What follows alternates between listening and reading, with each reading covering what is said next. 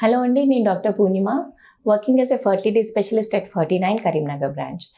ఈరోజు మనం తెలుసుకోబోయే టాపిక్ ఏంటంటే, మన ట్యూబ్స్ ఉంటాయి కదండి, ట్యూబ్స్ బ్లాక్ అయితే ఏం చేయాలి అని. దానికన్నా ముందుగా చాలామంది కపుల్స్ కూడా, అంటే మా రిలేటివ్స్లో కానీ మాకు తెలిసిన ఫ్రెండ్స్ కానీ చాలామంది అడిగిన క్వశ్చన్ ఏంటంటే, మాకు తెలిసిన ఫ్రెండ్కి ఒకటే ట్యూబ్ ఓపెన్ ఉంది, మరి నెక్స్ట్ ఏం చేయాలి అన్నది చాలామంది అడుగుతున్నారనమాట. సో దానికి సంబంధించిన క్లారిఫికేషన్ ఈ వీడియోలో నేను ఇవ్వబోతున్నాను. సింగిల్ ట్యూబ్ ఓపెన్ ఉన్న కపుల్ నెక్స్ట్ ఎలా ముందుకెళ్ళాలి, సింగిల్ ట్యూబ్ ఉన్న ప్రతి ఒక్కరు ఐవీఎఫ్కే వెళ్ళాలా, లేదంటే చిన్న పద్ధతిలో న్యాచురల్గా వాళ్ళకి అయ్యే అవకాశాలు ఉన్నాయా లేదా అన్నది మనం చూద్దాము. So before going to that, అసలు మీకు ట్యూబ్స్ అంటే ఏంటి, అసలు ప్రెగ్నెన్సీ అన్నది ఎలా వస్తుంది అన్నది ఒక ఐడియా మీకుంటే దెన్ నేను నెక్స్ట్ చెప్పబోయేది మీకు క్లారిటీగా అర్థమవుతుంది. So this is the uterus. ఇది ఈ రెండు కూడా tubes, right tube, left tube. ఇవి రెండు ఓవరీస్. సో జనరల్ ప్రెగ్నెన్సీ అన్నది ఎలా వస్తుంది అంటే, ఈ ఓవరీ నుండి ఎగ్ అన్నది రిలీజ్ అవుతుంది. ఈ రిలీజ్ అయిన ఎగ్ ఇలా ట్యూబ్లో వస్తూ ఉంటుంది అనమాట. ఎట్ ద సేమ్ టైం ఇక్కడి నుంచి గర్భాశయం దారి నుంచి సర్విక్స్, వెజైనా ఇలాగా ఇక్కడి నుంచి కణం స్పర్మ్ అన్నది వస్తుంది. ఈ స్పర్మ్ కూడా ఇక్కడ ట్యూబ్లోకి వెళ్తుంది అనమాట. ఇక్కడ ఎంబ్రియో అన్నది తయారవుతుంది. ఈ తయారైన ఎంబ్రియో ఇక్కడి నుంచి వచ్చి గర్భసంచిలో అతికి నెక్స్ట్ బేబీగా ఫామ్ అవుతుంది అనమాట. సో ఇది జనరల్గా మనకు ప్రెగ్నెన్సీ వచ్చే పద్ధతి. సో దీంట్లో ఏంటంటే, మనకి రైట్ లెఫ్ట్ రెండు ట్యూబ్స్ ఇచ్చింది మనకి నేచర్. అలానే 2 సైడ్స్ ఓవరీస్ కూడా ఇచ్చారు, రైట్ లెఫ్ట్. సో మనకి ఎట్ సైడ్ ఏ మంత్లో ఎగ్ రిలీజ్ అవుతుంది అన్నది ఎవరికీ తెలియదు.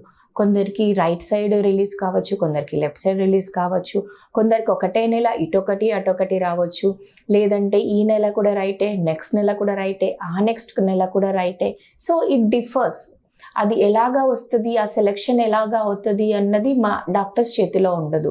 రైట్ సైడ్ ఎగ్ వచ్చేలాగా చేయడం, లెఫ్ట్ సైడ్ ఎగ్ వచ్చేలాగా చేయడం అన్నది ఏ డాక్టర్ కూడా చేయలేరు. అది natural selection process. Natural selection కింద ఎగ్ అన్నది అలా వస్తుంటుంది అనమాట. సో కమింగ్ టు మన క్వశ్చన్ ఏంటంటే, అందరు అడిగే క్వశ్చన్, మాకు సింగిల్ ట్యూబ్ ఓపెన్ ఉంది, సో మేము నెక్స్ట్ ఎలా చేయాలి. సో సపోజ్ ఈ ట్యూబ్ బాగాలేదు, లేదంటే ఈ ట్యూబ్ మనకు క్లోజ్ ఉందని తెలిసింది.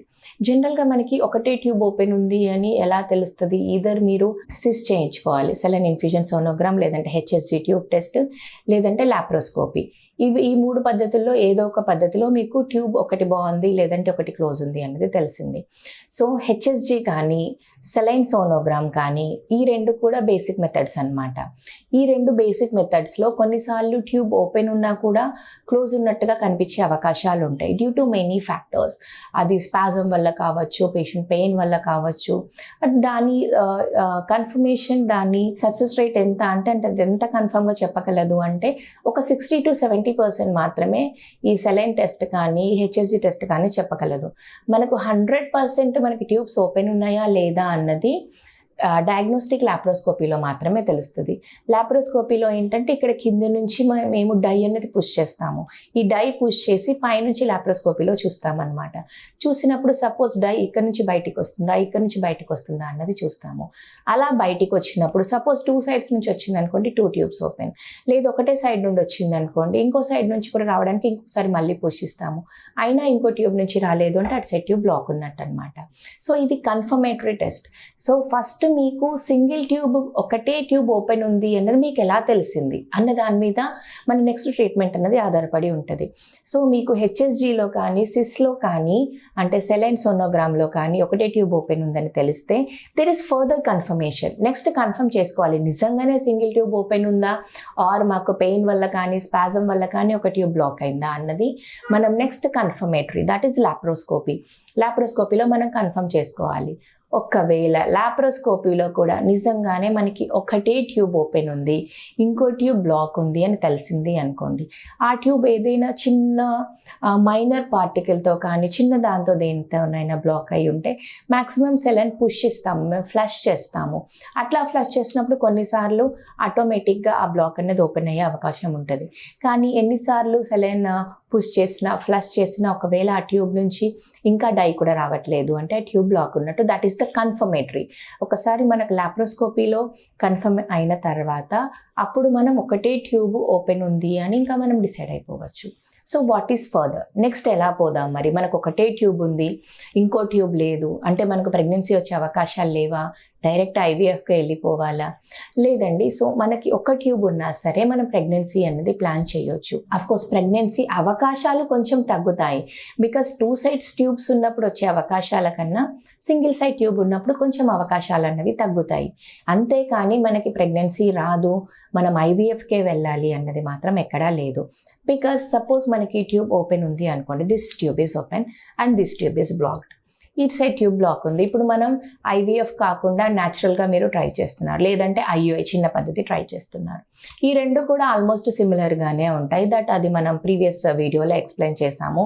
ఐయుఐ ఎలా చేస్తాము, how it is close to the natural cycle అనేది నేను నా ప్రీవియస్ వీడియోలో ఎక్స్ప్లెయిన్ చేశాను. సో ఇప్పుడు coming to the natural cycle కానీ ఐయుఐ సైకిల్ కానీ మీరు ట్రై చేస్తున్నప్పుడు సపోజ్ ఇటు సైడ్ నుంచి ఎగ్ రిలీజ్ అయింది అనుకోండి, ఈ ట్యూబ్ మీకు బ్లాక్ ఉంది.